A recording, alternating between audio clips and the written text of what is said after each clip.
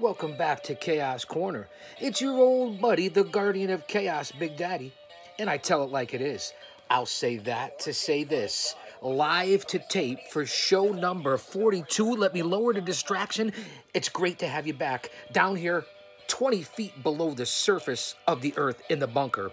What we're going to talk about here on show number 42 is everything AEW Dynamite, AEW Revolution, AEW Dark, and of course, everything that happened last night coming out of AEW on TNT. Now, fans, you know that this weekend, Sunday, 8 p.m., pay-per-view AEW Revolution. That's what we're going to cover here on Chaos Corner. You're not going to want to miss it. Follow me on all social media platforms, obviously on Twitter and on YouTube. If you go to my Twitter profile, at Big Daddy GOC, and the GOC stands for the Guardian of Chaos, hit my profile link. That will bounce you over here to YouTube. Of course, you're going to follow me on Instagram, on Facebook, on Gab, on all social media platforms. Let me lower this for a second. But ain't that America? For you and me. Follow my boys over at The Show, and that's at Mario_Chaos. If you're not following them for branding, entrepreneurship, to put yourself over, to get the rub, to do the spot, to get the spot, I don't know what the hell you're doing. Big shout out to my boy, Mr. Hempel-Stilskin, and all the guys over at Sweet Heel CBD.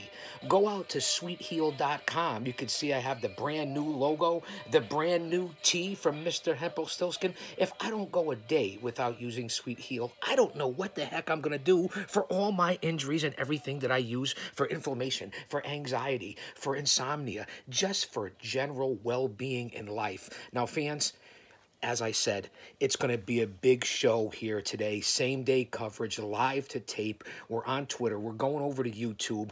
There were a lot of things that came out of AEW last night. I want to give my condolences first. Rest in peace to Jim Crockett Jr. from the legendary NWA and WCW. Stay tuned, fans. We're going over to YouTube. Don't you dare miss it. All right, fans. Welcome back, IWC, here to Chaos Corner down in the bunker. We have an empty studio today. Show number 42, back-to-back and belly-to-belly episodes. Fans, I had to get down here today. Now, yesterday, on show number 41, I ran down AEW, what was going to happen last night on Dynamite. I ran down NXT and what was set up for over there in the WWE down at the Performance Center or the Capitol Wrestling Center. I also ran over MLW Fusion and all the results coming out of there from last night. Now, I'm not going to talk about those other organizations today.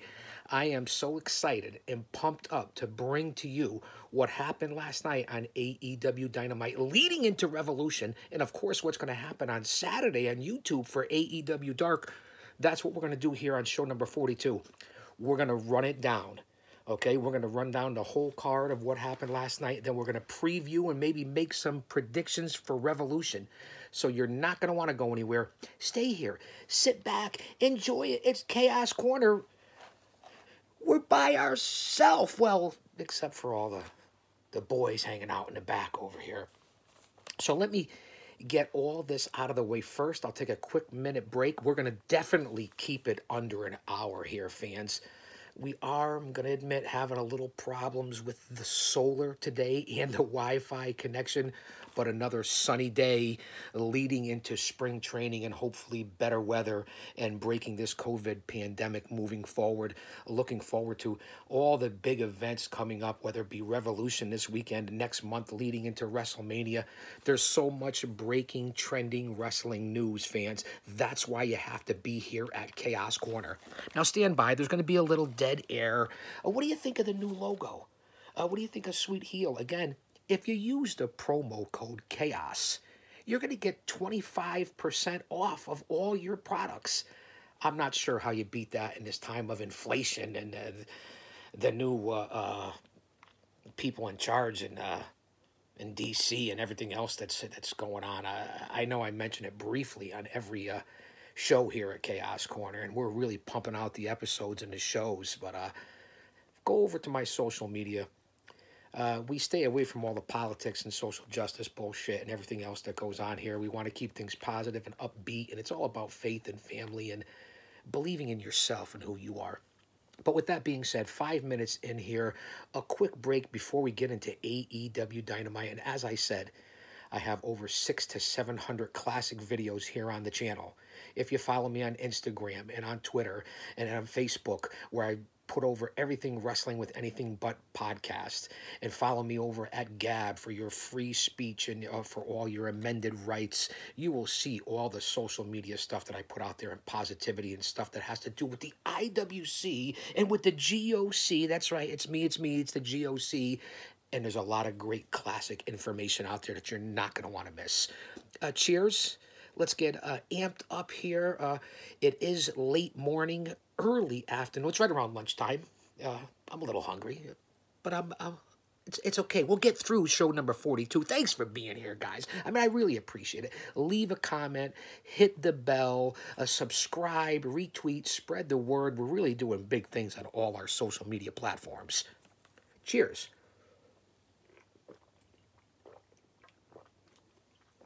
Bing, bing, bing. Now, I don't know what your choice of beverage is right now. I'm sure somewhere around the world it's 5 o'clock somewhere, but whether you're having a nice little H2O, maybe some coffee or tea or a little sugar-free Red Bull. As I said in the first 2 minutes and 20 seconds while we were on the other social media platforms, that's right, this is what we're feeling like. And until things change in this country, this is what my life has always been about. I want to pay a special tribute. It was breaking news. I didn't get a chance to say it yesterday on show number 41, but my prayers and thoughts and condolences out to the entire Jim Crockett family. And rest in peace, Jim Crockett Jr. and from Jim Crockett Promotions and the original NWA, which led into WCW. Fans, if you're not familiar in the 18 to 35 or 34 demographic, go out and research all the old NWA clips and videos and TV shows from TNT and TBS, what Jim Crockett Jr. did for the business as a promoter, as an owner, as an interviewer, as a commentator. Jim Sr. and Jim Jr., who just passed away yesterday after a brief illness. Go out there and check out and the contributions of what Jim Crockett Jr. and the Crockett family and Crockett Promotions contribute to the world of professional wrestling, especially back in the NWA days, and bring it to mainstream TV and TBS and 605 on Saturday nights and things that I grew up with as a young man, and then even into when I was in the business and then when I was active. So a major person, a major player, a major influence in Jim Crockett Jr. So rest in peace, and our thoughts and prayers out there for the wrestling community and all those connected with the NWA back in the day, the original NWA, not Billy Corgan's NWA, although he's trying with the tradition, and they're coming back. So we'll talk about that. We talked about that yesterday, that NWA will be coming back in some form or other, and that's just great for competition. Just like we talked about, it's been confirmed NXT is moving to Tuesdays. If NWA was smart, they would move to Thursdays. And as I said before I get on to Dynamite, we already have Monday Night Raw in the WWE on USA Network. Throw in, I believe, the new AEW Dark Elevation program on Monday nights with The Big Show, a.k.a. Paul White and Tony Schiavone, is going to be on Monday nights on YouTube also. I'll cover that as we go on to what happened last night on Dynamite. Then you go into Tuesdays with AEW Dark, Impact on Access and on Twitch. Then you go into Wednesdays with NXT and AEW Dynamite and MLW Fusion. And then if you put Tuesdays, you put NXT on Tuesdays. I mean, the competition is going to be unbelievable. Let's go on to Fridays with SmackDown on Fox with the WWE. And then, of course, your Saturday and Sunday menagerie and open forum of pay-per-views and different indie shows and stuff like that. So the only night that makes sense to me, seeing that NXT is moving to Tuesdays and there's so much competition on all the other nights, why not move the NWA to either Thursdays or Saturday nights? And I know Saturday's tough, but Saturday, I'm talking about Jim Crockett Promotions, WCW, TBS, and what it used to be at 6:05 on Saturdays and then even 5:05, I believe, on Sundays as we moved on. I mean, that's the demographic. You can get pro wrestling almost 7 nights a week. That's what's happening in the business, in the industry. We're 10 minutes in here. Show number 42. Same day coverage, live to tape. Sponsored by Sweet Heel, Mr. Hempel-Stilskin, and all your CBD needs at sweetheel.com for show number 42. Again, Jim Crockett Promotions. I can't say enough about it. Dynamite last night, they called Crossroads, which leads into this Sunday's pay-per-view Revolution. Now, they opened up the card last night and opened up the show on TNT. It'll be interesting to see the ratings. They opened up hot. They opened up with the entrances. And again, it kind of, as an old school guy, brought me back to the NWA, WCW days as Cody came out with Arn. It was unbelievable. The entrances for the beginning, you could feel the anticipation. You could feel all the eyes were on the product. You know everyone around the world and in mainstream was watching because of Shaquille O'Neal. So you open up with my old buddy, and he's got an unbelievable voice. And that would be ring announcer Justin Roberts. And then you have good old JR and Tony Schiavone and Excalibur in the booth. It was really, with the pyro and Justin's voice and seeing Cody come out with Arn and then you know, the entrance with, I'll give her credit, Red Velvet. She may be new, she may be green, but she's coming into her own and getting quite a push. And then, of course, from the Nightmare Factory, the training camp down there in Atlanta, Georgia, out comes QT Marshall, who I called TQ yesterday, with Jade Cargill and Shaquille O'Neal. It just really gave me a great feeling because you knew that everyone was watching. Now, Jade Cargill, she also may be very green and basically still in training, but man, does she look the part. And if she can get her in-ring action down, and we'll cover that, what a physical specimen Jade Cargill was. And let me tell you something. Shaq Fu looked unbelievable. Now, I've been a fan of Shaquille O'Neal back to when he was playing. Not the teams he was on, but just his style all the way back to his LSU days. And obviously because of his contributions to the community, society, and to law enforcement. And if that's one thing I can respect about Shaquille O'Neal, the heck with winning championships, it's his support for law enforcement. He might even be a deputized sheriff down in Florida, if I'm not mistaken. But the entrances right there, and they started off the show hot. And you know why they started it off right there at 8 o'clock? To bring eyes to the TV. To blow NXT out of the water or any other competition or anyone going over to MLW Fusion on YouTube. That's what they did, and they started off hot. Now, I'll question the lineup as things go on for what happened in AEW Dynamite compared to the hot open and what they went to, and then how the show ended with the so-called, not the top talent, but still nonetheless talent, because you have your top tier, your mid-cards, and then your undercard or even your buy-ins, but we'll talk about that as we go on. This is what I took out of last night, which to me was one of the best Dynamites they've had, definitely in the early part of 2021, and perhaps as good as any show last year, 2020, that AEW Dynamite had put out as a product. And this pay-per-view ought to be something. And last night, it was one big hit after one big hit after one big hit. In other words, they brought out everyone to really on Crossroads last night, AEW Dynamite leading into Revolution. Now, this is what I took out of it. I know I said that already. We already said that Jade was a physical specimen. Cody's always in great shape. Red Velvet, although slight in stature, has really grown quickly. And, of course, I really can't believe how Shaq looked last night. And he didn't look like most celebrities that have gotten in the ring. Only a few have really pulled it off. I'll say like a Pat McAfee. And he comes up in the news later, too. I'll talk about the Pat McAfee show and his heat with so-called AEW and maybe Miro or Cody Rhodes. We'll talk about that as we move on. Cody was in great shape, and Shaq looked tremendous. Now, Red Velvet held her own, as I said. They announced there was 1,000 fans. We're still in pandemic, still have guidelines, although Florida's opened, and we talked about this yesterday, and what's happening with the government. And moving forward, we don't know. But the one thing we do know is positivity from the GOC. They said there were 1,000 fans in attendance last night at Daly's Place down there in Jacksonville, and they really put on quite the show as far as fans bringing the heat and the electricity. It sounded good last night in Daly's Place compared back to the last few weeks where it sounded a little dead. And maybe they were getting burnt out down there in the territory, because if you run one town week after week after week after week, no matter who you bring in, it is a tough sell for the public out there and the regular wrestling fan.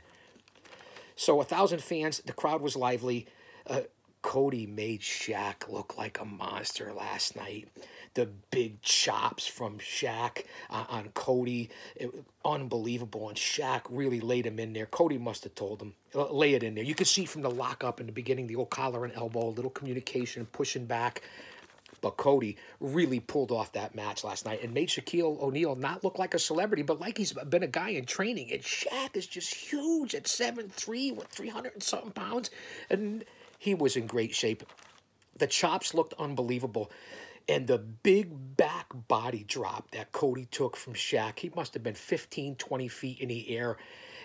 Cody also took an unbelievable, and he delivered it in style. Shaq hit Cody with a power bomb. So the moves last night and what Cody did to sell Shaquille O'Neal and to make Shaq look like he's been in training, I found to be unbelievable. And Shaq represented himself. Now, even throughout the match, when Shaq was outside, he had started pounding QT.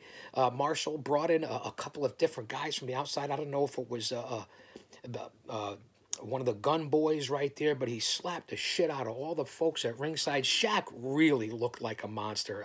I have to say, it really unbelievable. What I did notice and what was a botch and what I didn't like, and it happens in every match, and especially in AEW when you do these high-risk moves, I say it all the time, Red Velvet did a moonsault from the top rope outside of the ring. Now, there's 3 people out there, QT Marshall, Jade Cargill, and Cody Rhodes. Now, she does the moonsault off the top ring of the ropes outside, and nobody protected her. Nobody caught her. Red Velvet went right through all 3 grapplers out there that were supposed to catch her. She's a slight woman. She's lucky she didn't get permanently injured or get hurt because she got right up. She bounced up. She protected herself. But this is what I talk about all the time in pro wrestling, what the fans don't understand, what the IWC maybe sometimes doesn't get. Protecting the workers, protecting yourself. And if you go back, and that's the one problem that I found in that match, for as good and as great as it was, and how I know everyone was watching, that right there could have cost Red Velvet her career. 3 folks, you're supposed to protect, take it, get in front of her, do something. Complete miss on that one. As we go on, Jade Cargill brings out a couple of different tables, and no disrespect to the Dudley Boys, I guess, but she brings out some tables, and again, she looked incredible. I liked what she did. She used some great moves. She applied a figure 4 leg lock that looked technically sound. She had some unbelievable standing kicks that I will say she didn't look bad, but what I didn't like, too much pandering, too much throwing up the buys and the guns. Very sure of herself, very confident, but too distracting. And I didn't like that when you should be selling a little bit more. I'm just being honest and critiquing and breaking it down here. So there were a lot of different things that I noticed that came out of this that were positive. And whenever Jade pulled out the tables and then a second table, and then QT's, I don't know what the heck he was doing at ringside, but he was very involved. It was a distraction. I'm not sure I liked it. What had happened after that, as Cody went off the far side of the ropes, as Shaq was standing outside on the ring apron, Cody went and delivered a flying body press, and Shaq caught him, and they both went back off the ring apron through both of the tables. It was an unbelievable spot. Cody carried it. He protected Shaq from underneath as Shaq held him and fell backwards. To see a 7'3" man in that spot and what he did, and he sold like nobody's business. He was unconscious. He was out. That spot right there was unbelievable. To see Shaq catch Cody from the far side, go off the apron through the tables. That spot there was, to me, just was an unbelievable spot. So there was a lot of confusion there. Out of nowhere, Jade hits a double underhook, face-first slam on Red Velvet. She really took the bump well, Red Velvet, I'll say that. Rolls her over, hooks the leg, and Jade Cargill, 1, 2, 3, gets the win. I'm shocked. Jade and Shaq went over on Cody and Red Velvet. What a match for celebrities like Shaquille O'Neal, and for Jade being barely a rookie. Same thing with Red Velvet, and the only real star in there in the ring, and he carried the whole match, was Cody Rhodes. But the other 3, the 2 lady grapplers, Jade and Red Velvet and Shaq, held up their end of the deal. And what a way to open up AEW Dynamite last night on Crossroads, leading into Revolution this weekend. And speaking of distractions, even JR mentioned that Jade was distracted a lot in the ring for her first bout, but just different things that we noticed. And then Shaq gets taken out to end it up here as we're 20 minutes in to open up the show number 42. They take Shaq out on a stretcher, which they call the gurney. They put him into ambulance and take him away because he's still basically, I guess, unconscious. But you see Shaq move his feet into the ambulance because he's basically longer than the ambulance. And then they cut back to ringside to come back from a commercial break or right back, and there's Tony Schiavone, and he has to try to get into the ambulance where Shaq is supposed to be to ask one question or see where he's going. They open up the door, and there's an EMT in there, but no Shaquille O'Neal. What the hell? What was that? I'm not sure where they're going with that. Where did Shaquille O'Neal go? He vanished into thin air. There was no explanation. There was no nothing. I don't like the way that ended for as good as it was and for as entertaining as it was to open up and for Shaq to look so good and for Jade and Velvet to look so good as new performers and Cody as the star and the legend that he is to carry that match and how they really pulled it off. Perhaps better than any other mainstream star or athlete ever that has gone into the ring. And I will say I'll give McAfee his credit because he did well when he was in NXT in those couple of spots. But that was unbelievable. But the ending for me didn't work and there was no explanation. So that's how you started off AEW Dynamite. I know I spent 15 minutes on that, but the match almost went 20 minutes. I don't think there's anything I missed here on my notes of watching it. And I rewatched it again. Not only did I watch it live last night, I rewatched it again this morning just to get my sure, clear take of what happened last night. And again, success. Kudos to Khan, Cody, Shaq, and everyone that pulled it off. We'll see where Jade Cargill goes in the future. So, yeah, not bad to open up things. As we move forward here, they had a quick squash match with that bastard Pac and Phoenix from the Lucha Brothers. Now, it is breaking news. I do believe, first off, Pac is an incredible physical specimen. It's great to see that he's back in AEW, and he's going to be a force on that roster. And I don't have to say anything about Phoenix. He is, as I said on yesterday's show on 41, Rey Fenix is the future of Lucha Libre. He's the future of professional wrestling. He is the new Rey Mysterio in his own form because I think Phoenix can be even better. And I know that sounds crazy. Don't come at me. But Pac and Phoenix in a squash match last night on Dynamite, they both look tremendous, and they will be entered in the Tag Team Battle Royal at Revolution. It's just been announced. It was announced this morning. It came across my timeline that Pac and Phoenix will be in the Tag Team Battle Royal. I think that's going to be excellent. We'll cover that later. We move on to another, again, the way they opened up and started off Dynamite last night really kept your attention and grabbed your attention, and you weren't flicking over to any other channel, that's for sure. MJF and Jericho come out for the press conference with the Inner Circle. Obviously, Pride and Powerful, Santana and Ortiz, Wardlow, no Jake Hager to be found. Jericho comes out. Now, of course, the 1,000 fans there sounded like 5,000 singing to Jericho's song. I get it. It's getting old, but the fans really make it exciting if you're there live in attendance. And it certainly plays and transitions well to the TV. Jericho brings up The Rock, of all people. Brings up the Big Show, a.k.a. Paul White, talking about different things and their upcoming match with the Young Bucks at Revolution for the AEW Tag Team Championships. And they start talking about how they beat down and beat up Papa Buck, who was bloodied and taken away in the ambulance a few weeks back. You all saw that. You see where it's going. They're really amping this up, and it ought to be a great match. So they have a Q&A. I'm not sure who the lady was that was running from the podium, and different geeks and nerds and those with the brain of a dehydrated baby on other shows and podcasts were asking questions to the Inner Circle, MJF and Jericho. And they had a couple technical issues, but it got interesting during the press conference when Conrad Thompson, of all people, the Podfather, shows up saying he's from Grilling JR's podcast. A little rub there for JR.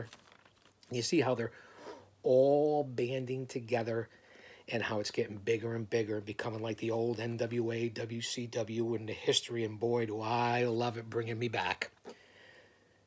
So first off, Conrad Thompson asks a question about what's coming up. He asks about Sammy Guevara. Will he be in the inner circle? We know the issues between Sammy and where he's gone. And MJF grabs the microphone. He calls Conrad jerky tits. You can't make it up. It's unbelievable. And then MJF, who cuts a promo like nobody else's, jerky tits. And then he calls the Young Bucks. He said, the malnourished Matthew, Matt, and then who wish my hair was thick, Nick. Where he comes up with this MJF and Jericho, I could listen to those two all day. I know the whole inner circle, all the way back to the vaudeville Sinatra act and them dancing, and to the Hangover parody, and then fighting each other, and now to this. It's not for everyone, but it certainly has been entertaining. And those different, where MJF comes up, he is the future of this business. And him and Jericho together, I question it, and then I don't question it, and then it works, and then it doesn't work. It always seems to come together, and that was priceless. Then a guy from Barstool Sports, you see all the connection. All the big players are coming in. AEW is going nowhere. WWE better start worrying because they're on the run. So Barstool Sports comes up and asks a question about Papa Buck. And needless to say, MJF and Jericho go off. And you know who else shows up? Eric Bischoff. They're bringing in all the heavy hitters. He comes up to the podium and says about 83 weeks. I'm here at 83 Weeks podcast, and starts talking about the list and this and that. And Jericho starts bad-mouthing and running him down. But just to see Thompson and Bischoff and Barstool Sports being there, it really was very entertaining, and I didn't see this coming, although maybe I should have with my experience. So as the Barstool Sports guys asking about Papa Buck, and we know what's happening, and they really don't care about him. They're glad they beat him down. Out come the Young Bucks. Okay, after Bischoff makes a comment, here comes the Young Bucks. I guess I should have seen that coming. And the whole press conference, very entertaining. So Dynamite up to right now has been tremendous. We move on to the next part of the press conference because they're not finished yet. The Bucks come out and they start talking about Papa Buck and how he set up everything in their lives from kids. He couldn't give them money for college, but he put a ring in the background, and his influence and everything they've ever done. And actually, he's helped build a part of AEW in retrospect, if you think about it, and I guess he's right. So they're going back and forth right there, and they even say, Matt Jackson says, I was going to say Matt Buck before. Matt Jackson even says to Jericho, and they came back with a couple good lines. It says, if it wasn't for MJF and the AEW right now, where would Jericho be? Probably be jerking the curtain down at the Performance Center. Another great line that was going back and forth during this press conference. I got to tell you, it was unbelievable. So now they're in the ring. They say that to Jericho, and then boom, this I saw coming. Thank God I saw that one coming. The double super kick party, and an all-out brawl ensues, and it was crazy. Talk about chaos, and that is pun intended. The Good Brothers ended up coming out of nowhere. You see the connection with the Young Bucks, and they even set up a table. Now, what happens next and what Dynamite did last night, again, the show of the year, in my opinion, this early part of 2021, and perhaps of all of last year. Nick goes up to the Tron, so to speak. I don't want to call it the Titantron, the Visiontron, and he jumps off the Tron as Matt runs across the stage outside the ring. They both do it in sync together. In sync. You see what I did there, boy band, the Young Bucks? You get it.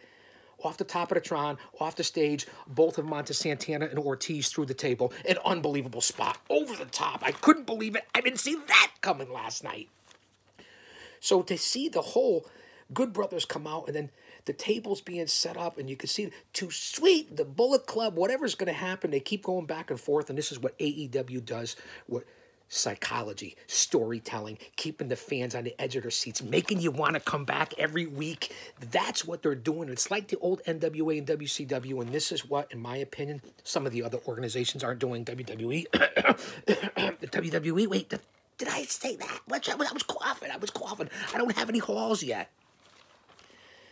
Unbelievable, the press conference and the entertainment value in the early part of AEW last night in the first hour was interesting to see the ratings later on today, and then to break down the quarter ratings to see what's going to happen. It really is going to be something off the chart to see these numbers. Then we go into what I stumbled and rumbled and bumbled, and I made the Bully Ray reference about what he said to me 20 years ago about, you get it if you're a regular fan here. We're 30 minutes into live to tape show number 42 of Chaos Corner. The exploding ring barbed wire death match at Revolution this Sunday. They give a quick review with Moxley and Omega, who's obviously going to be with the invisible hand, Don Callis. And then they review the first match that they had all the way back over a year and a half ago, and that not steel, but the barbed wire and exploding lights and all that different. The first match they had at AEW with Moxley and Omega, and they show a nice highlight package. And fans, I think it was Kenta that was on there. Maybe it was Ibushi or Okada. It was one of the New Japan pro wrestling stars, and you know the connection between Impact and New Japan and NWA and all the things that are going on with AEW. Go back and research, especially from over there, the history of the exploding ring barbed wire death match. It's a first time here in AEW, maybe the first time here in the country, in North America, besides some indie shows. You'll never see anything like it. Talk about danger. You want to talk about kayfabe, which we covered in a Pro Wrestling Idiot's Guide, and we'll get back to that on future shows, but I had to bring you to AEW because it was so awesome last night. And as a guy in the over 50 demo who's been in this business for over 3 decades, as an insider, a fan, a mark, a competitor, being part of the talent, this is what gets me amped up and pumped up, bringing this to you guys. And go research, as I always tell you folks to do, about the history of that match and what's going to happen this Sunday. Up next was another exciting match, and I can't believe, because I was just hanging out with him and fortunate enough to pick his brain along with the other horsemen at 2019 New England Pro Wrestling Hall of Fame induction ceremonies, and then at FanFest 7. FTR and Tully Blanchard comes out with J.J. Dillon, who I was also with at the FanFest in 2019 New England Pro Wrestling Hall of Fame. Unbelievable guys. And Tully actually is going to get in the ring, team up with FTR against the Lucha Express, Jurassic Express, whatever you want to call them, Jungle Boy, Luchasaurus, Marco Stunt. Now, this was very exciting because Tully still looks great. He's still in good shape. And some of the moves that he pulled off. And then, of course, FTR. They're traditional, they're old school. They look tremendous in their ring. To see J.J. Dillon out there reminds me of the Four Horsemen, everything that's going on, and we'll get onto that as I break this down. I'll give you a couple of different highlights of what I saw. They started off with Tully and Marco Stunt, and again, Tully looked great. Jungle Boy was making hardwood tap on the outside of the ring. They're really pushing Jungle Boy Jack Perry, and they're really going to push this guy to the stars. And to make it, first off, for his victory over FTR weeks back, and then to make hardwood look like that and tap outside, which meant nothing because it wasn't inside the ring. So all the different things, they singled out Jungle Boy, FTR, and Tully Blanchard, a la the Four Horsemen. They broke them down, everything that you could think of. A double suplex on Luchasaurus. Tully actually faked at one time a suicide dive like he was going to go outside the ring. It really was incredible what Tully did last night in the ring. JJ even got involved and gave Dax his old shoe, like back in the day of the Four Horsemen, to use as a weapon, and he whacked Jungle Boy with it, but he didn't get the pin. And to see Tully hit the slingshot suplex off the top, off the ropes, a la Tully Blanchard, the Brainbusters, of course, the Four Horsemen, it brought me back to those days of the 80s. Those were the different highlights and things that I saw that stuck out that I really wanted to relate to you guys. Again, Tully really looked tremendous. I can't believe it. This is what AEW does.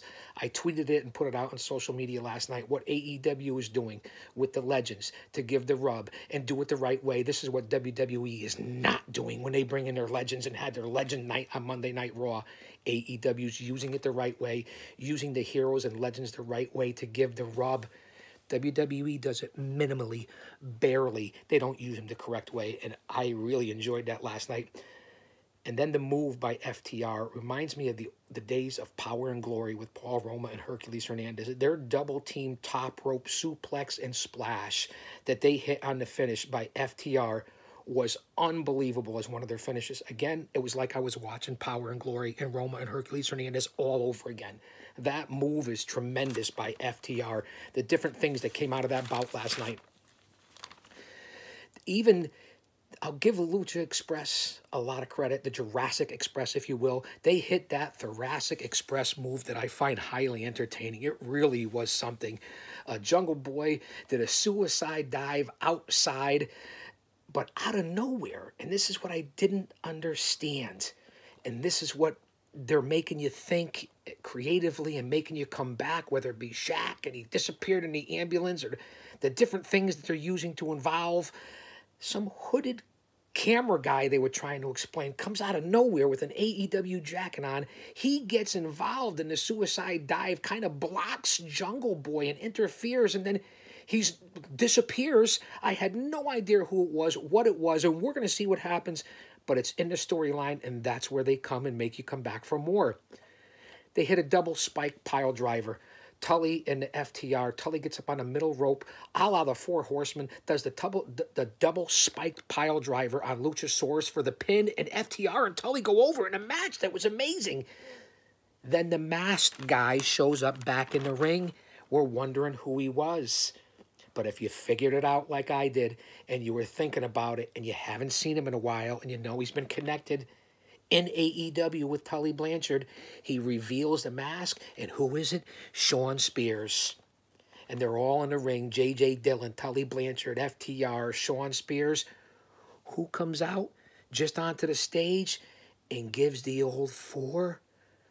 Arn Anderson. What a moment last night in AEW Dynamite and what they did. It really was tremendous. It reminds me of what they may be doing, and you're going to hear it here now, reinventing some sort of Four Horsemen in AEW. I love the idea. So Shivani now is on stage there at Daly's place, and he introduces the Big Show, a.k.a. Paul White, who we know his history as the giant in WCW between, 94 and 99. Go back and check out the Big Show, or as he was known as the Giant in WCW. It was tremendous. His gimmick was tremendous. He was used fairly good over there. It's great to see him back. So Shivani introduced him. The Big Show comes out, and obviously we know the new YouTube announcement on their new show, AEW Dark Elevation. This is great for the indies. This is great for the boys trying to make it, and the girls and the talent. AEW Dark, AEW Elevation now. That means more people get a chance to show off their talent, more stars, more money, more promotions. You can make a living at what you love if you know what you're doing and you train and work hard. It's just that simple. He comes out in a t-shirt that says, "No more BS." I love that.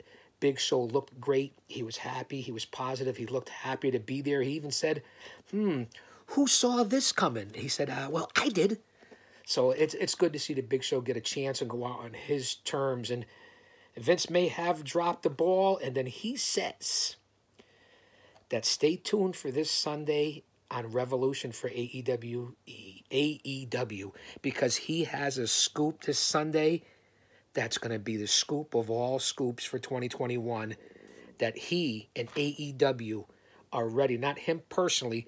He's going to make the announcement. He knows, a lot of speculation, they're getting ready to hire a Hall of Fame, not Hall of Famer, Hall of Fame worthy talent to AEW, and the announcement will be this Sunday at Revolution. Big Show said he's not just going to be a commentator. He's not just going to be an announcer. There is a mentor with Shivani on AEW Dark Elevation, the new show, which will now be 3 shows for AEW. It's on. It's on in the world of pro wrestling. So he said he's also going to be a reporter, maybe even step back in the ring, which I predicted he will be back in the ring. I'm not sure when. A lot of speculation. My thoughts on who they may be talking about. Kurt Angle. You see his whole connection lately of what's going on with Kurt Angle and his podcast. Some people have mentioned possibly Christian Cage, even though he's recently on WWE. And of course, everyone's always going to mention, and I even seen him with the logo, CM Punk. Some people have even speculated and guaranteed the Beast Incarnate, Brock Lesnar, What will be the announcement this Sunday at Revolution from Paul White, a.k.a. The Giant, The Big Show? And he's going to make an immediate impact at Revolution. Those are the names. If you have something else different, email me. You know the 2 different email addresses. Inbox me on social media. Leave a comment in the comment section. Leave your predictions on who it might be, your Revolution predictions. Let this sink in for a couple of days. And as I said, Saturday night, AEW Dark will be on Saturday as a preview show leading into Revolution on Sunday on pay-per-view. So, I don't know. Kurt Angle, Brock Lesnar, CM Punk, Christian. There's a lot of people being, not The Undertaker, although I know months back what almost happened. It was squashed. And then last night, it's always nice to see the legends, as I said, and they use them for the rub and to give certain talent. It was good to see Vicky Guerrero last night, even though she's, excuse me, how annoying is that? But it's good to see Vicky Guerrero. She's a legend in this business. Then Schiavone, we're back to Tony Schiavone, and he's in the ring with Sting. Now, Sting has been doing his physical presence lately. He's really been kicking ass on Cage and on different things, so it's nice to see, again, to my point of the veterans, the heroes, the legends, for Sting to be back and to be active. This is tremendous, and that's why AEW is the threat right now. Sting comes out. Obviously, he's referencing him and Schiavone, the Revolution street fight they have coming up this weekend. You're not going to want to miss it. So before they can even get started, out comes Ricky Starks from Team Taz. And he actually starts complimenting and paying homage to Sting. But then he gets it a little twisted and he tries to bum rush him, okay? And then Sting whoops his ass from pillar to post. Sting still nimble, 60, 61 years old, still moving around the ring, and he slapped the shit out of Ricky Starks. I got to tell you, it was very impressive. And here comes Team Taz. Out comes Cage, Hobbs, Taz. And who comes out of nowhere? Of course, he didn't come down like Shawn Michaels and like he did last time, zip line. Here comes Darby Allin. And again, once again, last night, as it happened several times, all hell breaks loose. Chaos, pandemonium, a slobber knocker. Yes, a pun intended. So it was good to see it again. Sting is holding his own. They got the street fight. I still find it hard to believe a little bit. It's not as believable for as much as enjoyment. You have a 60, 61-year-old guy, no matter how legit of a badass he is, a slight guy in Darby Allin, although a psycho and a true sicko who will risk a high risk at anything, including his own peril. But they're taking on a legend like Taz, and then a young stud like Starks, and then the 2 beasts of Cage and Hobbs. I mean, I still feel like Sting and Darby are really outnumbered. And I will say one thing. The missile drop kick that Darby hit last night on Brian Cage was unbelievable. Sting's holding him up after they just got finished slapping the heck out of these guys out of Team Taz.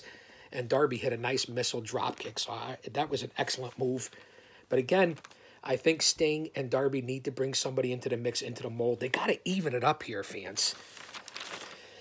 Oh, boy. So that was another, again, one segment after another segment after another segment last night, with the exception of a few dropped balls, was entertaining and just full of star power and future star power in AEW and what they're doing. Next on Dynamite last night, Platinum Max Caster. I told you about the whole connection there. Producer Opposite Pick, Sirius XM, Scotty Wetzel. Again, it's great to see a local guy at one time who was a big star in the Indies now be a big star and a future star in AEW. He comes out and he wins the all-important qualifier match to push him on to Revolution. So it's good to see Platinum Max Caster, who's kind of like a 2.0 version of John Cena without the body. That's just how I see it. Very talented guy, again. Very talented. He's got a niche. He's going to be a future star. It's great to see him make his way, and he wins the qualifier match to be in the ladder match at Revolution. So huge break for Max Caster. They see something in Max, as I did years ago in the Independence. So big kudos to him. And, of course, they put out the promo there, AEW Dark, this Saturday on YouTube. It's going to lead into everything for Revolution. You're not going to want to miss it. Let's go into quickly, okay? We're 45 minutes in. I told you we're going to keep it under an hour here. This has been an unbelievable show, a great show talking about AEW Dynamite leading into Revolution, and I hope you fans are enjoying it. The buy-in for this Sunday on the pay-per-view, And again, I don't know what the whole NWA thing is. They're coming back in late March on pay-per-view. I heard Nick Aldis this morning on Busted Open Radio. You've seen all the different things, the association with the NWA stars working for AEW. I don't know if it's her own fault, not her own fault. She's involved with other things, but Thunder Rosa, in my opinion, probably one of the biggest stars in AEW for the female division, and they need her desperately, and they just keep misusing her for whatever reason. That's just my opinion. So for the buy-in for AEW Revolution this weekend, it's going to be Thunder Rosa and Rio taking on Dr. Britt Baker and Reba. That will be your buy-in match. Again, all these athletes hold themselves very well, especially Thunder Rosa. She is the future of AEW and women's wrestling, and I believe Britt Baker is probably the most improved female grappler in AEW. That's just my opinion. So that's the buy-in match. Then we get into AEW Revolution itself. Here's the lineup. It's Miro, a.k.a. the former Rusev, and Kip Sabian with the beautiful Penelope Ford as they take on Chuck Taylor and Orange Cassidy, best friends, the former Chucky T. That ought to be an interesting high-flying match. Let's see what Miro can do to prove himself. He's in incredible shape, and we know how Orange Cassidy is over, and I couldn't imagine if there was a full capacity crowd for Revolution, the reaction this guy will get, because he's been made in AEW. Then we have the Face of Revolution ladder match. I just told you how Max Caster has qualified, and there's still one more qualifying spot. There's 6 men going to be in this match. The Face of Revolution ladder match. Here are your competitors. And remember, there's going to be 6 men, and there's 1 left. We'll probably find out Saturday on AEW Dark, but here's the lineup for the ladder match. Obviously, the legendary American Nightmare, who has Dream on his chest, who I am a huge fan of. Cody Rhodes is in the Face of Revolution ladder match, along with the Murder Hawk Monster, and he'll be with Jake the Snake Roberts, and that would be one Lance Archer. And then, of course, Zero Zero from the Lucha Brothers, Penta will be in that ladder match, and I foresee Penta really having a huge impact in that ladder match. Also, Scorpio Sky, enough said. I don't have to say anything about his physical athleticism, his ability for high flying. Scorpio Sky may be the dark horse in that match at Revolution. And then, of course, we know Max Caster just qualified last night. There's one more qualifier. And the winner of the Face of Revolution ladder match gets a shot at the TNT title by Darby Allin. Now, would I love to see Cody Rhodes? Yes, I would like to see Cody and Darby again, and maybe Cody get that back, but he is one of the bookers, the promoters, part of the, if you want to say, I'm not quite sure what you want to say, but will they give him another match? Will he allow himself to be a book and book his own creative? Maybe not. I could see Penta. I could see the Murder Hawk Monster winning this. Again, I said my dark horse. I don't believe Caster, or I don't know who's the other qualifier. So this is the Face of Revolution ladder match. Again, the winner gets a TNT title shot at Darby Allin. Then we have, as I already said, it's going to be huge. Who knows what AEW and Tony Khan are going to drop on the IWC in the wrestling world this Sunday. A big announcement by No More BS Paul White. That will be at Revolution. I'm looking forward to that. And then the AEW Women's Championship match. I am shocked and surprised by the contestants and finalists in this who made it to Hikaru Shida, who is the current AEW champion. Now, Shida, from the Rising Sun, from the Orient, if you will, from the Pac Rim, is an unbelievable grappler. She's been a great representative, Hikaru Shida, if you will, as the AEW champion. Now, she will take on Ryo Mizunami. Look at the people that were in that tournament. Britt Baker, Nyla Rose, which I think is unfair to begin with. That's another story for another time. And Thunder Rosa and all the other great Aja Kong, who I actually thought that was my early prediction out of the Japanese section, and maybe to win it all. So I was way off on the women's division and the women's title, who was going to take on the defending champion Shida. So that's what you have at Revolution. It will be Ryo Mizunami. Konnichiwa, bitches, to everyone out there and all my friends over there in Japan against Hikaru Shida. That will be something. I see Shida retaining the title. Then we have the big money match. Okay, the big money match, Matt Hardy, big party, Matt Hardy, private party against Hangman Page. Did I say Page? I meant Hangman Page. You know the storyline that's been going back and forth and the story they've been telling here between these two phenomenal athletes. Matt Hardy, easily a Hall of Famer and a guy who's high risk, and I'm surprised his longevity. He's still here. You got to respect Matt Hardy against Hangman Page. This could be the sleeper of the night at Revolution. I believe this to be an excellent match, and remember, it's called the big money match because the loser gives up his first quarter earnings. And in this day and age, I don't know anyone who can afford to do that. So I'm looking forward to that bout. Then we have the street fight, which I referenced earlier. It's going to be that Beast Cage and Ricky Starks, the young stud from Team Taz. And I'm sure Taz will be looming around somewhere at ringside against Sting and Darby Allin for the street fight, as I said. That's going to be very interesting. Who will interfere? Where will Hobbs be? Where will Taz be? That's going to be something. And I am worried for Sting and Darby Allin and their physical well-being. They're just outnumbered. So I am worried about that. It's going to be a great match, and it's a street fight. I hope Sting brings the bat. I'm just going to say that. I'm looking forward to that as a fan. As an insider, I can tell you already what's going to happen. Then we have also, which I'm looking forward to this, the Casino Tag Team Battle Royal. Here are some of the teams. We found out just now that Pac and Phoenix will be in the Casino Battle Royal. Also, you're going to have, obviously, the Dark Order. My personal favorites from this area of the Northeast, Bear Country. Of course, the Butcher and the Blade. The Young High Flyers, Private Party. And you're going to have my odds-on favorite to win it from the former LAX, Santana Ortiz. PNP, Pride and Powerful. I believe they will win the Casino Tag Team Battle Royal. Now, there's a couple of teams that I am missing. There's a few more teams that are going to be thrown in there, but that right there is going to be pure insanity. There's no two ways about that for the Casino Battle Royal at Revolution this weekend for AEW. And, of course, another big match. That's why this pay-per-view, again, I can't speak enough to what happened last night at Crossroads on AEW Dynamite. This pay-per-view could be an early vote for pay-per-view of the year. The AEW Tag Team Champions, Matt and Nick Jackson, the Young Bucks take on Chris Jericho, Les Champions, if you will, and MJF, former member of the Dynasty. That match right there ought to be interesting. My prediction, Jericho and MJF come out the new tag team champions. That's going to be a match to behold. That right there is worth the price of admission alone. And then we have, I guess, the main event.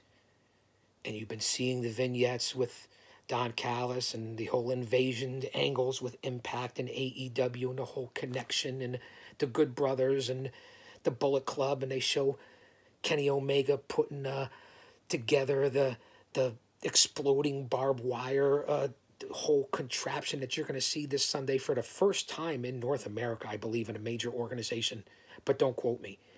So you see that the cleaner, Omega, is going to defend his title against Jon Moxley, the former Dean Ambrose. I don't even like saying that name. I didn't like him as Ambrose in a part of the Shield. I love him as Mox. My prediction, this is a tough one. First off, it's going to be bloody. It's going to be gory. I've been involved in 10-man barbed wire matches. Everything you can think of, from barbed wire, baseball bats, to thumbtacks, to fire, to light bulbs, every incandescent fluorescent bulbs. That's what's going to happen here, but on a 10 times more vicious level with two major stars and future Hall of Famers. Will Don Callis get involved at any point? I'm sure. I don't know what's going to come out of that, but it's going to be an unbelievable bout. And it's going to be something you've never seen before. Do your research. That's the main event for this weekend on AEW Revolution. Wow. I just want to say, wow. I got to take a breath and a sip on that one. We're under an hour. We're not done yet. Don't go anywhere. Live to tape, covering everything AEW with your old buddy, the Guardian of Chaos. I'll say that to say this. Cheers. Again. Guys, thanks for being here. It's been a great show thus far. I'm going to put this up. It'll be on YouTube, be on social media platforms, all over. Just a few notes before we get out of here. Yes, I'm ready to take these off and slide them down because the show's almost over. We were talking about Pat McAfee and mainstream attention and different things and what Bad Bunny has done in the WWE and what Shaq did last night, tremendous, and what McAfee did in NXT and different crossover stars, Ronda Rousey. We've talked about all that stuff.